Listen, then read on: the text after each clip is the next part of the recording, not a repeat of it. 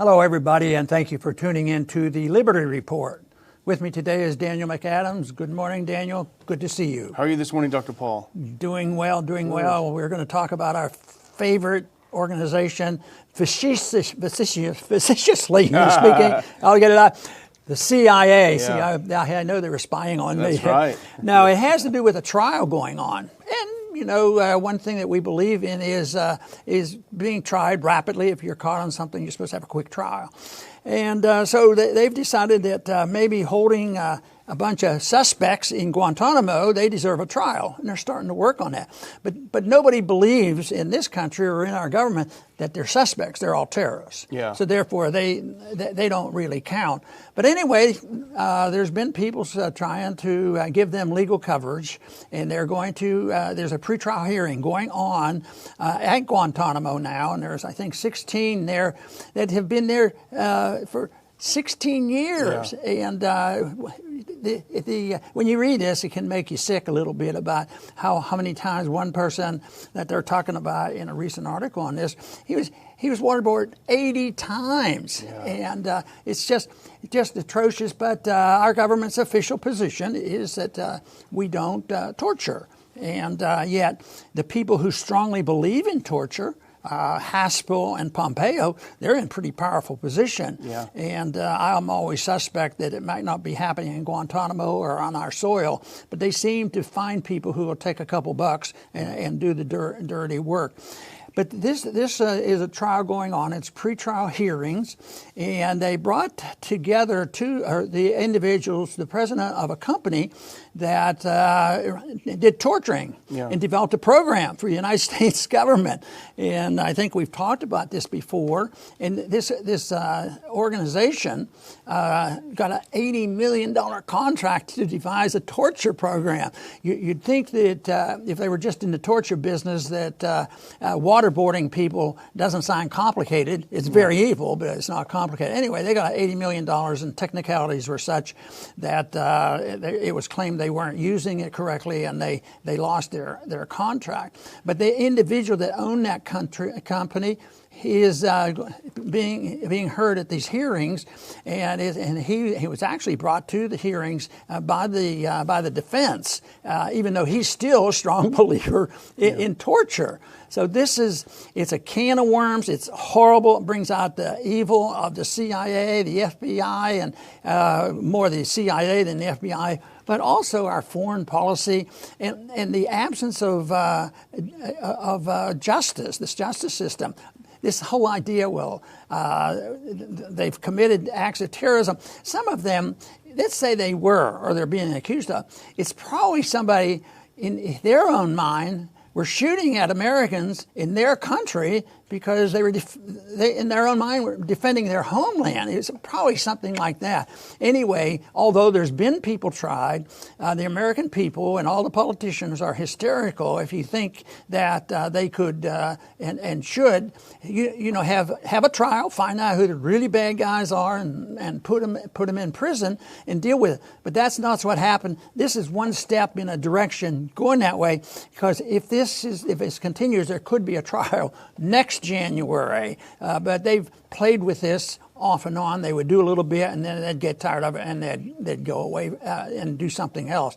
But it's in the news right now, and I think it is a good time to talk about how our government operates and how the CIA. Of course, we could spend a couple days on that, and we do spend a lot of time on it. But this is just another symptom of how this thing works. And why the CIA doesn't deserve the type of power that they have. It is not a constitutional or legal or moral entity that we should permit.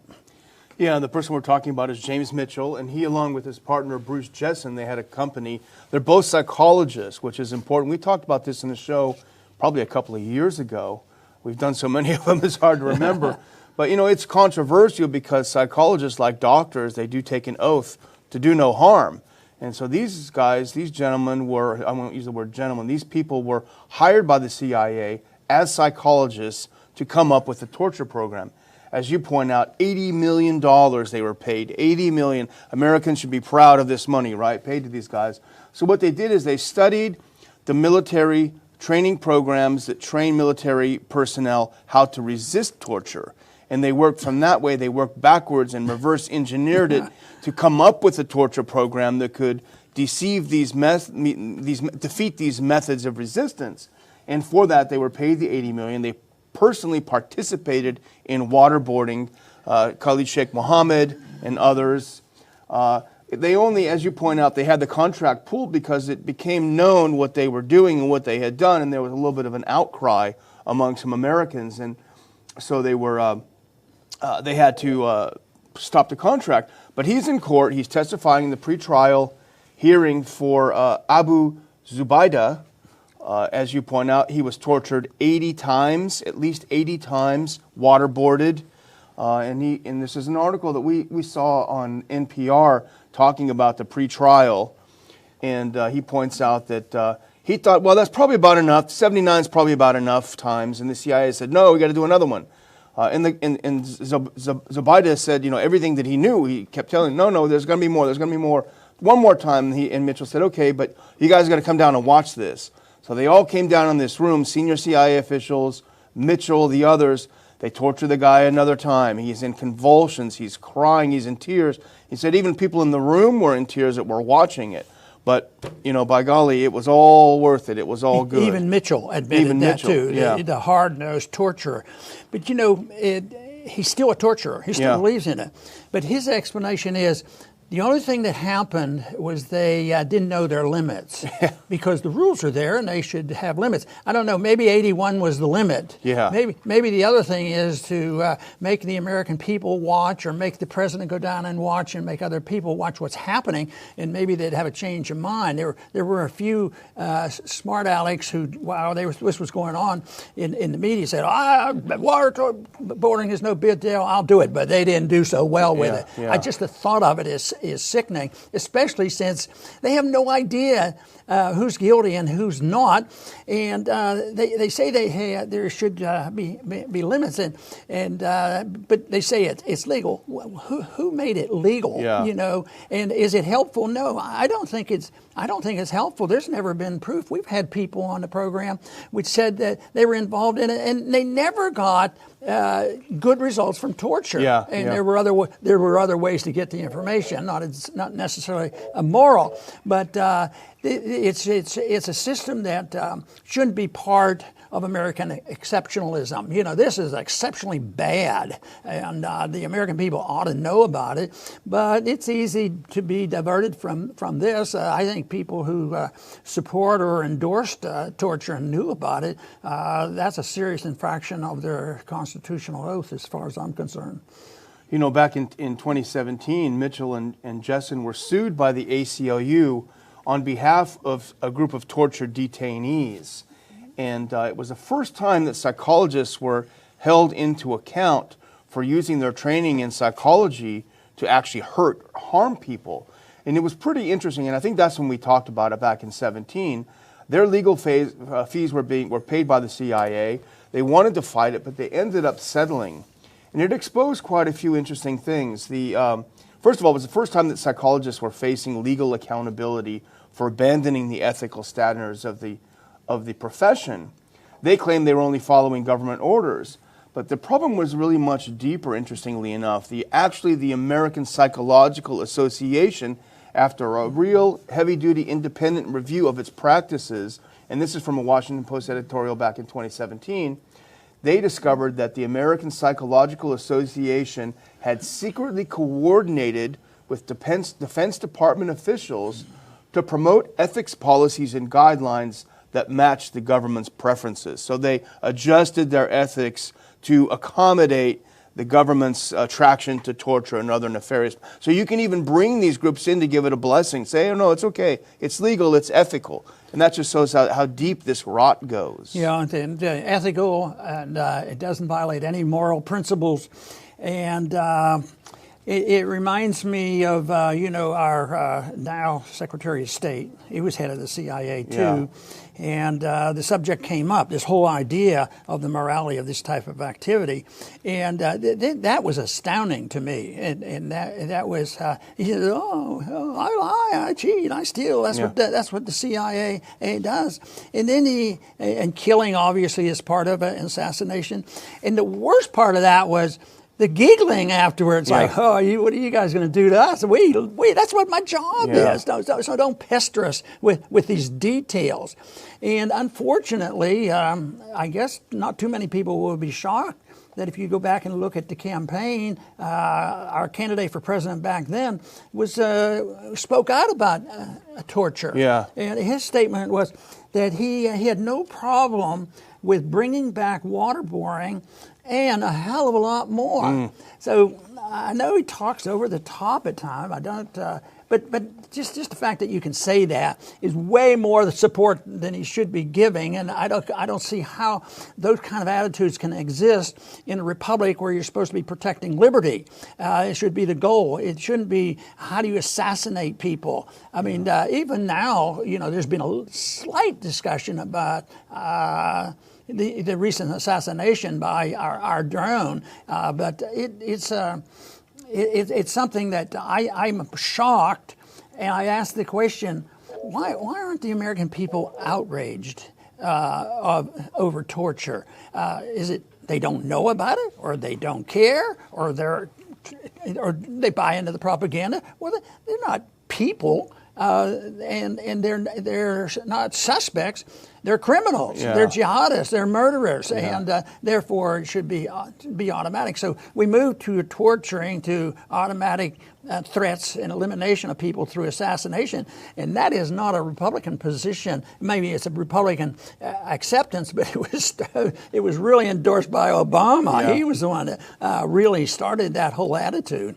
And you talk about Trump's bravado. Yeah, I want to bring back waterboarding. Here's a guy who couldn't go in the military because his feet hurt, and he's endorsing waterboarding people. So it's really is sick, and I guess it's part of this bravado that, it's fine to do.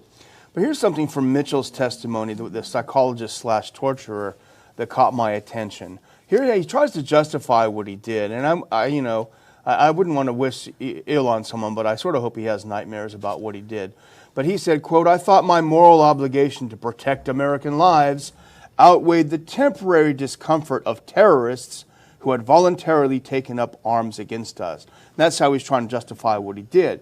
There's a few things wrong with this, and I picked out 4 just from this sentence.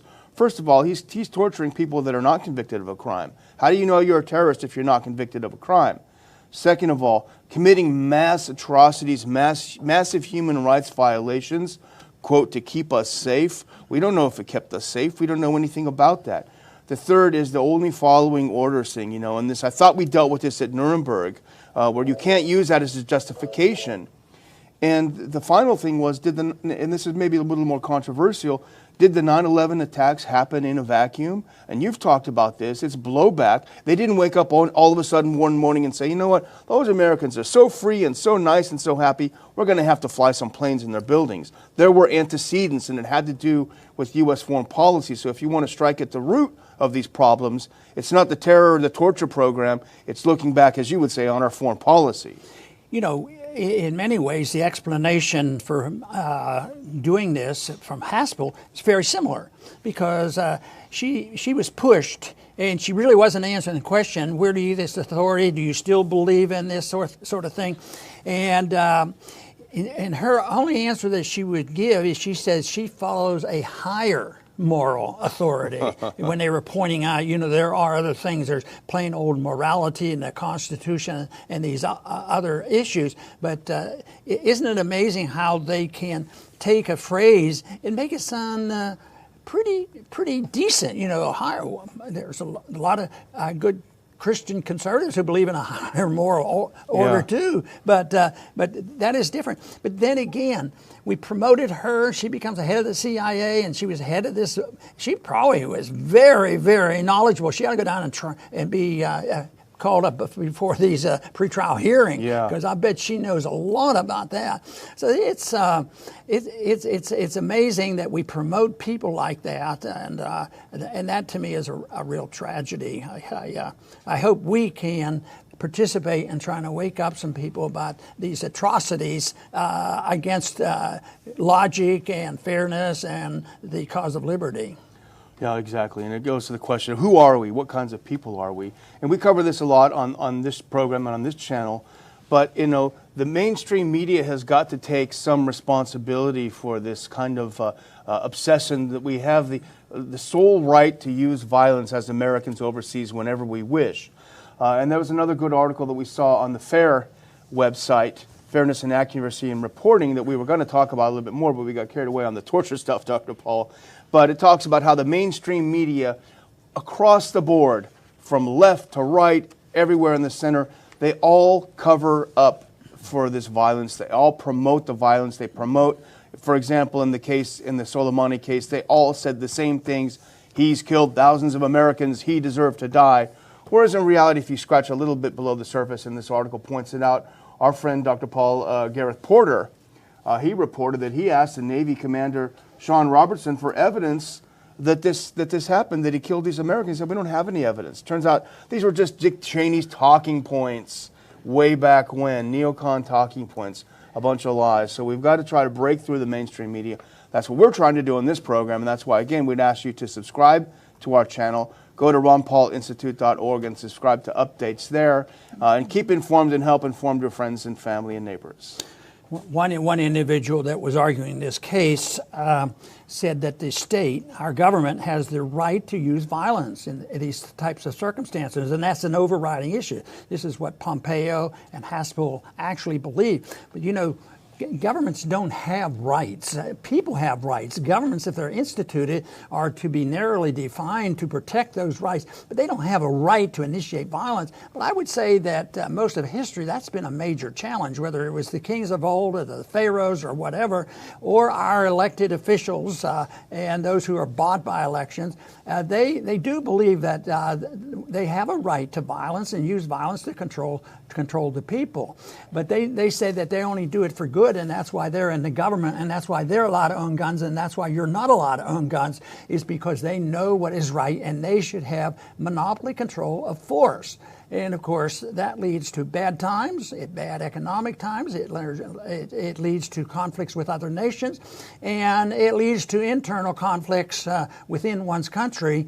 And the internal conflicts now involve economic inequality that exists, the problems that we have, and also the problems that we face around the world, where people know about this. More people would know about these assassinations overseas than the American people. But one day it will be very well known that there's a lot of people who resent this, and we will have to face up to the consequence. To me, the only answer is defining what a position should be to have a government that defends liberty and stays out of the affairs of other nations and preach peace and prosperity through voluntarism with the right of self-defense. You don't have the right to force other people what to do as individuals or as corporations or as governments. You don't have that right to initiate violence, and that is the key. The only thing that we have an obligation to do is mind our own business and not hurt other people. Don't lie, cheat, steal, or kill, because that's what they justify, the use of force, to lie, cheat, steal, and kill. And this leads to a problem because we're not going to be king of the hill forever. And there are some cracks on that hill already. So let's be alert and be ready and make sure we all understand what we want to replace this government with when it falls apart. And that, of course, is the belief in individual liberty and the right to seek peace and prosperity with a sound currency and free markets, voluntarism. I want to thank everybody for tuning in today to the Liberty Report. Please come back soon.